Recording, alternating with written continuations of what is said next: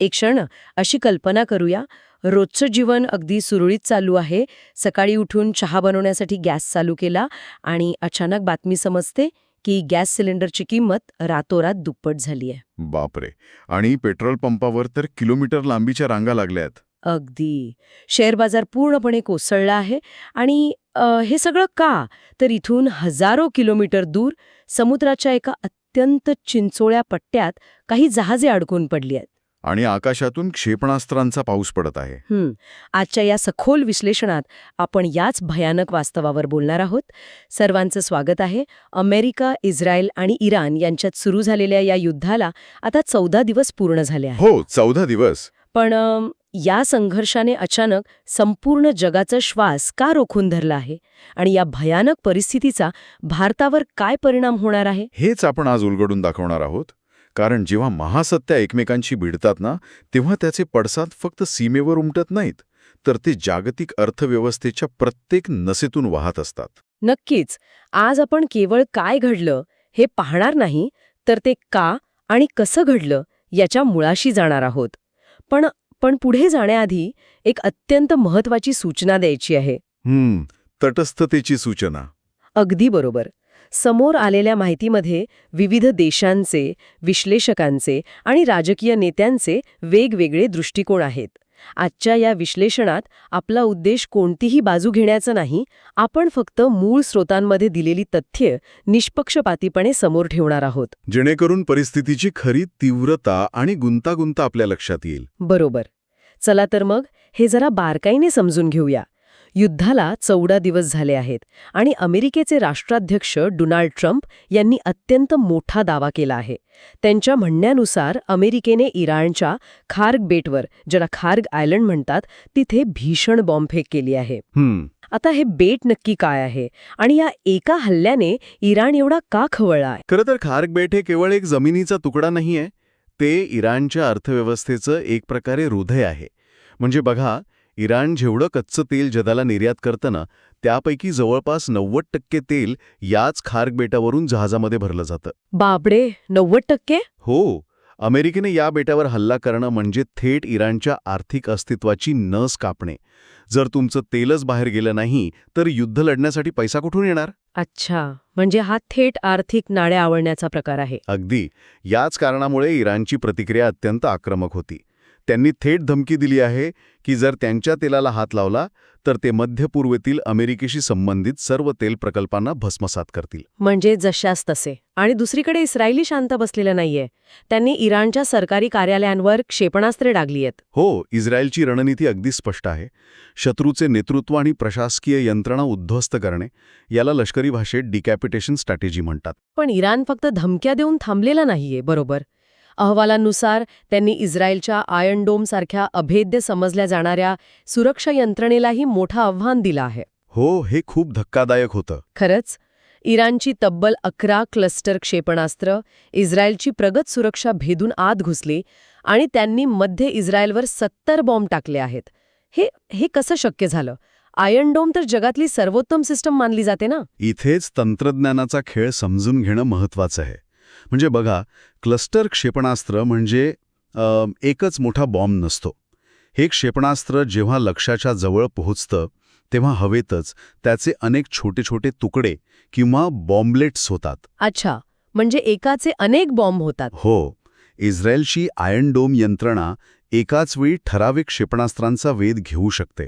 पण जेव्हा एकाच क्षेपणास्त्रातून अचानक 50 किंवा 100 छोटे बॉम्ब बाहेर पडतात, तेव्हा ती सिस्टीम पूर्णपणे ओव्हरलोड होते. सिस्टीमला समजतच नसेल की नक्की कशावर निशाणा साधायचा. अगदी बरोबर. याला स्वॉर्म टॅक्टिक्स म्हणतात.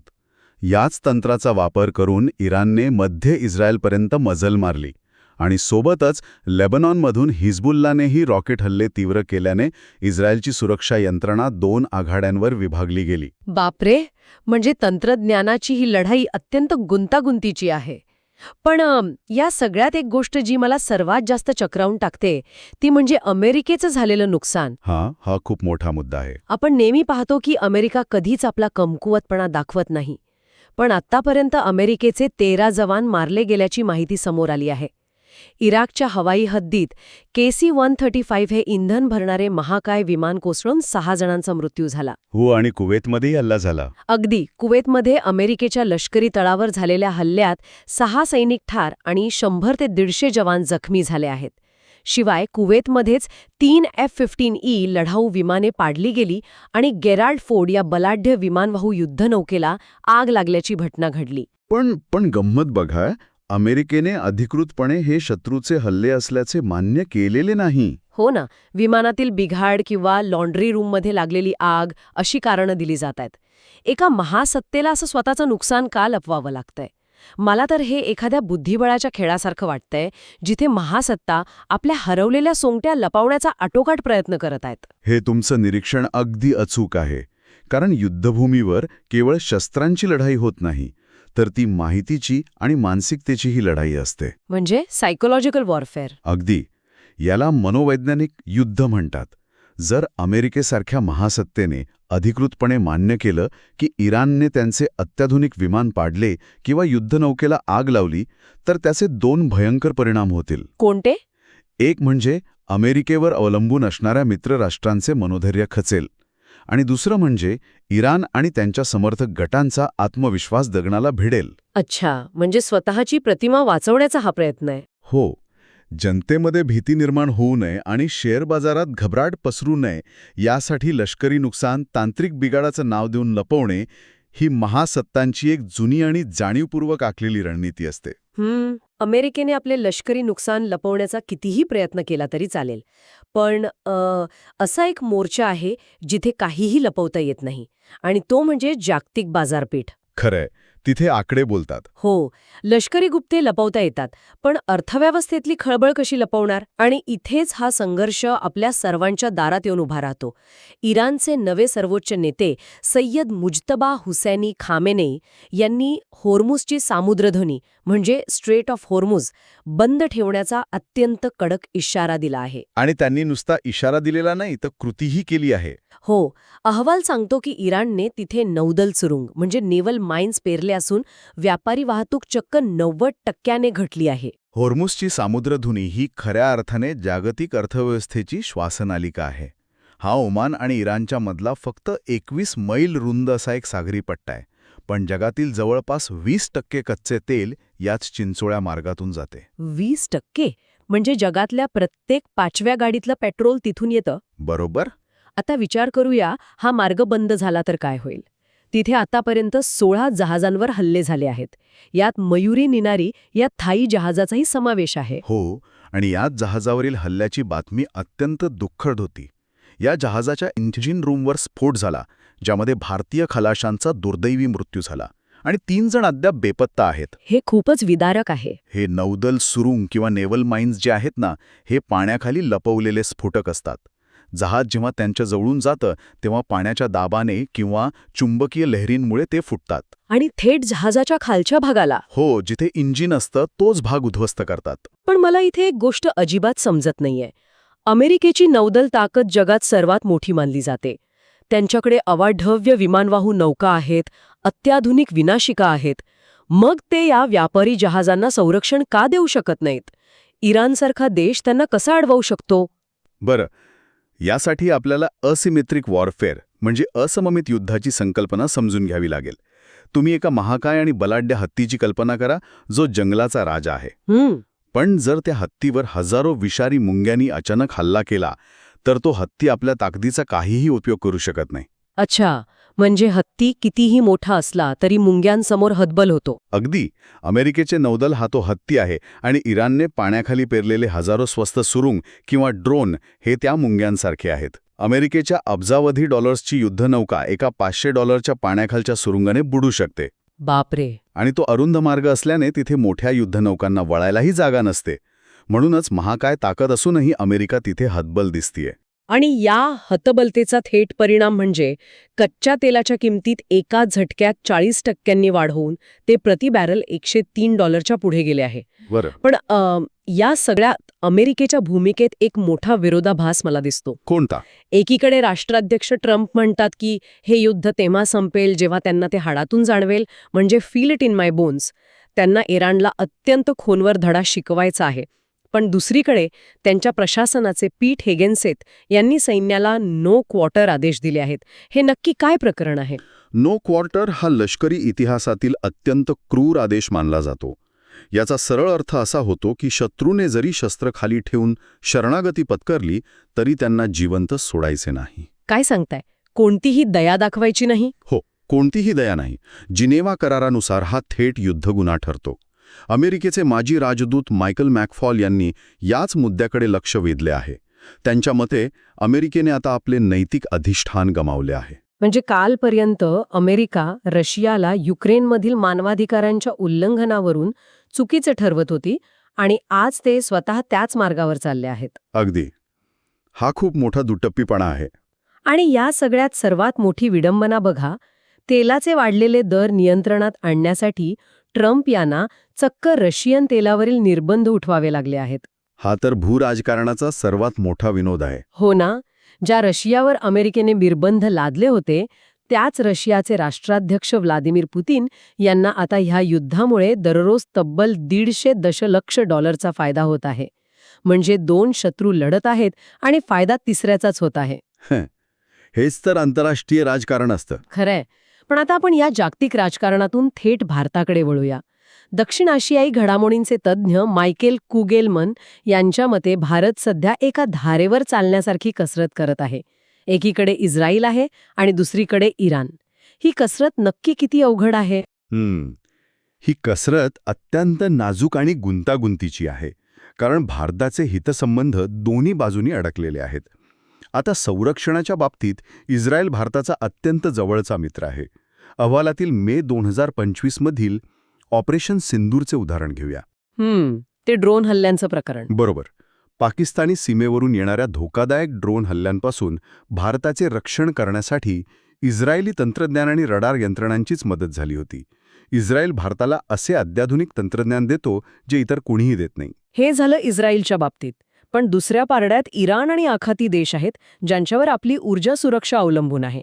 आकडेवारी सांगते की भारताच्या एकूण LPG गरजेपैकी तब्बल 65% गॅस याच होर्मुझच्या सामुद्रधुनीतून येतो. 65%? हा आकडा खूप मोठा आहे. हो. म्हणजे जर तो सागरी मार्ग जास्त काळ बंद राहिला तर थेट आपल्या स्वयंपाकघरात गॅस पोहोचणार नाही. शिवाय सौदी आणि UAEमध्ये लाखो भारतीय नागरिक काम करतायत. त्यांचं काय? अगदी बरोबर. म्हणूनच भारत सरकारने अत्यंत वेगाने आणि सावध पावले उचलली आहेत. देशात घबराट पसरू नये म्हणून सरकारने तातडीने LPG उत्पादनात 10% वाढ केली आहे, जेणेकरून एक बफर किंवा राखीव साठा तयार राहील. हा खूप महत्वाचा निर्णय आहे. सोबतच आंतरराष्ट्रीय बाजारात कच्च्या तेलाचे भाव भडकत असतानाही पेट्रोल डिझेलचे दर न वाढवण्याचा अत्यंत मोठा आणि धाडसी निर्णय सरकारने घेतला आहे, जेणेकरून महागाईचा भडका उडू नये. आणि मुत्सद्देगिरीच्या पातळीवरही भारताची धावपळ सुरू आहे. परराष्ट्रमंत्री S. जयशंकर यांनी इराणचे परराष्ट्रमंत्री अब्बास अराघची यांच्याशी तब्बल 4 वेळा चर्चा केली. हो, आणि स्वतः पंतप्रधान मोदींनी इराणचे अध्यक्ष मसूद पेझेशकियान यांच्याशी संपर्क साधला आहे. शिवाय भारताचे राष्ट्रीय सुरक्षा सल्लागार अजित डोवाल यांचे कार्यालयही इराणच्या सातत्याने संपर्कात आहे. पण इथे मला एक अतिशय महत्वाचा प्रश्न पडतो. जर भारताच्या विनंतीवरून इराणच्या राष्ट्राध्यक्षांनी भारतीय जहाजांना होर्मुझमधून सुरक्षित मार्ग देण्याचं आश्वासन दिलं आहे, तर मग आपली जहाजे अजूनही तिथे का अडकली आहेत? ती बाहेर का येत नाहीत? हा या संपूर्ण विश्लेषणातील सर्वात रंजक आणि महत्त्वाचा भाग आहे. याचे उत्तर इराणच्या अंतर्गत राजकारणात आणि सत्ता संघर्षात दडलेले आहे. कसं काय? बघा, इराणचे राष्ट्रपती आणि परराष्ट्रमंत्री हे भारताला आश्वासने देत आहेत. त्यांची राजकीय इच्छाशक्ती नक्कीच आहे. पण इराणमध्ये 2 समांतर सत्ता चालतात. अच्छा. एक म्हणजे निर्वाचित सरकार आणि दुसरी म्हणजे IRGC, Islamic revolutionary guard corps. हे तिथले कट्टरपंथी लष्कर आहे. होर्मुझची सामुद्रधुनी आणि तिथले सर्व प्रांतीय सुरक्षा नाके हे प्रत्यक्ष जमिनीवर IRGCच्या नियंत्रणाखाली आहेत. सध्या तिथे त्यांचे मुख्य सल्लागार अली लारिजानी यांचे वर्चस्व आहे. थांबा, म्हणजे तुम्ही म्हणताय की इराणचे राष्ट्रपती आणि इराणचे सैन्य हे एकाच पानावर नाहीयेत? राष्ट्रपतींचा आदेश सैन्य मानत नाहीये? तसंच काहीसं. इराणमध्ये सर्वोच्च नेते खामेनेई यांच्यानंतर IRGCची ताकद सर्वात जास्त आहे. ते अनेकदा सरकारच्या आदेशांची थेट अंमलबजावणी करत नाहीत, विशेषतः जेव्हा विषय त्यांच्या लष्करी मोहिमेचा असतो. म्हणजे ते स्वतःचे निर्णय स्वतः घेतात. हो, ते त्यांच्या सोयीनुसार आणि स्वतःच्या वेळेनुसार निर्णय घेतात.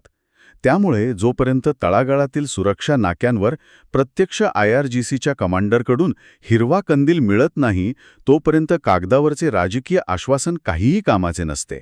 बापरे, म्हणजे अंतर्गत विसंवादामुळे भारतीय जहाजे सुरक्षितेच्या हमीनंतरही तिथे अडकून पडली आहेत. हे खरोखरच धक्कादायक आहे. म्हणजे संकट फक्त बाहेरून नाही तर आतूनही आहे. अगदी. आता जर आपण थोडं व्यापक दृष्टिकोनातून पाहिलं तर या युद्धाचे परिणाम म्हणून संपूर्ण मध्यपूर्वेचा नकाशा आणि भूराजकीय समीकरणे खूप वेगाने बदलत आहेत. आखाती देशांमध्ये सध्या प्रचंड घबराट उडालीये. हो, तिथे पॅनिक सिच्युएशन आहे. सौदी अरेबिया, UAE आणि कतार या देशांना आता हे भीषण सत्य समजलं आहे की अमेरिका त्यांच्या सुरक्षेची पूर्ण हमी देऊ शकत नाही. कतारने चक्क अमेरिकन दूतावास आणि स्वतःचा LPG प्लांट बंद केला आहे. आणि दुबईतही मोठा फटका बसलाय. हो, दुबईच्या अत्यंत सुरक्षित मानल्या जाणाऱ्या इंटरनॅशनल फायनान्शियल सेंटरवर हल्ला झाल्यामुळे तिथे जागतिक अर्थव्यवस्थेचे केंद्र असलेल्या सिटी बँक आणि HSBC सारख्या बँका रिकाम्या कराव्या लागल्या आहेत. ओमान आणि रियादमध्येही ड्रोन हल्ले झाले आहेत. हे आखाती देश इतके का घाबरले आहेत? कारण त्यांना समजलंय की अमेरिकेचे संरक्षण कवच आता अभेद्य राहिलेले नाहीये. इराणचे सर्वोच्च नेते खामेनी यांनी या देशांना अतिशय स्पष्ट आणि भयंकर इशारा दिला आहे. कोणता इशारा? त्यांनी सांगितलं आहे की आखाती देशांनी त्यांच्या जमिनीवरील अमेरिकन लष्करी तळ आणि हवाई तळ तात्काळ बंद करावेत. जर तेथून अमेरिकेची विमाने उडत राहिली तर इराण या देशांवर थेट हल्ले करेल. म्हणजे अमेरिकेला मदत केली तर तुम्हालाही सोडणार नाही. अगदी.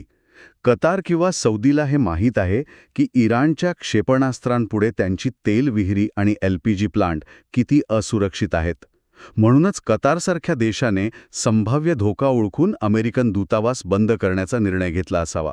हे खूपच गंभीर आहे. शिवाय इराणने लाल समुद्रावर म्हणजे रेड सीवर पकड मिळवण्यासाठी सुडानच्या लष्करालाही मदत करणे सुरू केले आहे. म्हणजे हा संघर्ष आता फक्त इराणपुरता मर्यादित नसून तो आफ्रिकेपर्यंत पसरत आहे. आणि इस्रायलची पुढील चाल काय आहे? अहवालात एक अतिशय लक्षवेधी माहिती आहे. इस्रायलचे पंतप्रधान नेतन्याहू यांनी चक्क झूम कॉलवरून पत्रकार परिषद घेतली. हो, आणि इस्रायलला एक ग्लोबल सुपर पॉवर, जागतिक महासत्ता म्हटले आहे. आधी तर मला हे सांगा की एखाद्या देशाच्या पंतप्रधानाला अशा महत्त्वाच्या वेळी झूम कॉलवरून का बोलवा लागतंय?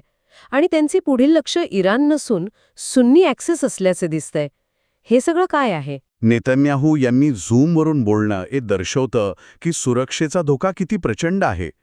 ड्रोन आणि क्षेपणास्त्रांच्या सततच्या धोक्यामुळे त्यांना अज्ञात आणि सुरक्षित भूमिगत बंकरमधून संवाद साधावा लागतोय. अच्छा, सुरक्षेच्या कारणास्तव. हो, पण या सुरक्षित जागेतूनही त्यांच्या महत्त्वाकांक्षा खूप मोठ्या आहेत. सुन्नी ॲक्सिस म्हणजे तुर्कस्तान आणि सौदी अरेबियासारख्या सुन्नी बहुल देशांचा गट. इस्रायलला वाटतं की एकदा का शिया बहुल इराणची ताकद संपवली की त्यांना भविष्यात या सुन्नी गटाकडून मोठा धोका निर्माण होऊ शकतो. म्हणून इस्रायलला या संधीचा फायदा घेऊन स्वतःला मध्यपूर्वेतील निर्विवाद आणि एकमेव लष्करी महासत्ता म्हणून प्रस्थापित करायचे आहे. पण इथेच अमेरिका आणि इस्रायल यांच्यात मोठी दरी निर्माण होताना दिसते. ट्रम्प यांना वाटतं की त्यांनी इराणचे नुकसान केले आहे आणि आता युद्ध संपायला हवे. त्यांना लवकर बाहेर पडायचे आहे. पण इस्रायलचं लक्ष अमर्याद आहे. त्यांना संपूर्ण मध्यपूर्वेचा नकाशा नव्याने रेखाटायचा आहे. अगदी बरोबर.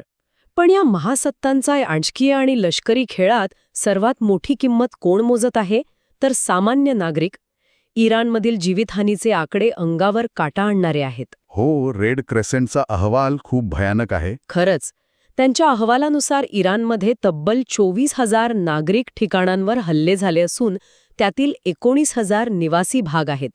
तिथे लोकांची घरं उद्ध्वस्त झाली आहेत. आणि या भयानक परिस्थितीमुळे इराणच्या अंतर्गत भागात जनतेमध्ये प्रचंड असंतोष आणि बंड उफाळून येऊ शकतो. पण हे बंड मोडीत काढण्यासाठी इराणच्या IRGCने अतिशय कठोर कारवाईचा इशारा दिला आहे. म्हणजे सामान्य माणसाला बाहेरून बॉम्बचा धोका आहे आणि आतून स्वतःच्याच लष्कराचा.